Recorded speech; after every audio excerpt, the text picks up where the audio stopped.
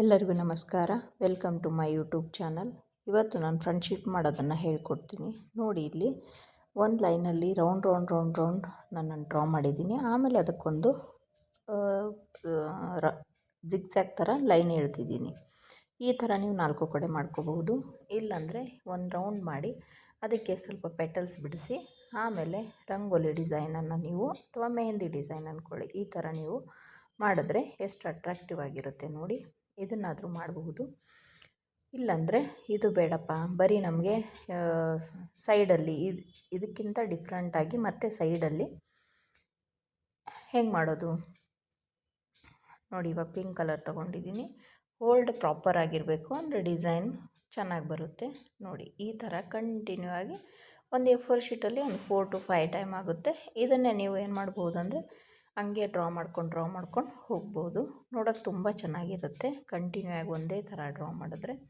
ಇಲ್ಲ ನಮಗೆ different design ಬೇಕಂದ್ರೆ ಡಿಫ್ರೆಂಟಾಗಿ ಮಾಡ್ಬೋದು. ಇವಾಗ ನೋಡಿ, ಮೆಹಂದಿ ಡಿಸೈನ್ ಎಲ್ಲರಿಗೂ ಬರುತ್ತೆ. ಇವಾಗ ನೋಡಿ, ನಾನು ಮೆಹಂದಿ ಡಿಸೈನ್ ತೆಗಿತಾ ಇದ್ದೀನಿ ಇಲ್ಲಿ. ಅದೇ ಮೆಹಂದಿ ಡಿಸೈನನ್ನು ನೀವು ಬಾರ್ಡರ್ ಶೀಟಿಗೆ ಅಥವಾ ಒಂದು ಕಾರ್ನರ್ಗೆ ತೆಗೆದ್ರೆ ಇನ್ನೂ ತುಂಬ ಚೆನ್ನಾಗಿ ಕಾಣುತ್ತೆ. ಆಮೇಲೆ ನೆಕ್ಸ್ಟ್ ನಾನು ಹೆಂಗೆ ಅದನ್ನು ಲೀವ್ಸನ್ನು ಕ್ಯಾರಿ ಮಾಡಿದ್ದೀನಲ್ಲ, ಹಂಗೆ ನೀವು ಕ್ಯಾರಿ ಮಾಡ್ಬೋದು. ಇದರಲ್ಲಿರುವಂಥ ಯಾವುದೇ ಡಿಸೈನನ್ನು ಯೂಸ್ ಮಾಡಿ ನೀವು ಫ್ರಂಟ್ ಶೀಟನ್ನ ರೆಡಿ ಮಾಡ್ಕೋಬೋದು, ಬಾರ್ಡರ್ಸನ್ನು. ಇಲ್ಲಾಂದರೆ ಈ ಥರ. ಬಟ್ ಯಾವುದೇ ಒಂದು ಡಿಸೈನನ್ನು ನೀವು ಇಲ್ಲಿ ನಾನು ಸುಮಾರು ಡಿಸೈನ್ ತೋರಿಸ್ತಾ ಇದ್ದೀನಿ. ಯಾವುದೇ ಒಂದು ಡಿಸೈನನ್ನು ನೀವು ಯೂಸ್ ಮಾಡಿಕೊಂಡ್ರೆ ಕಾನ್ಸ್ಟಂಟಾಗಿ ಕಂಟಿನ್ಯೂ ಆಗಿ ಅದನ್ನೇ ಮಾಡ್ಕೊಳ್ಳಿ.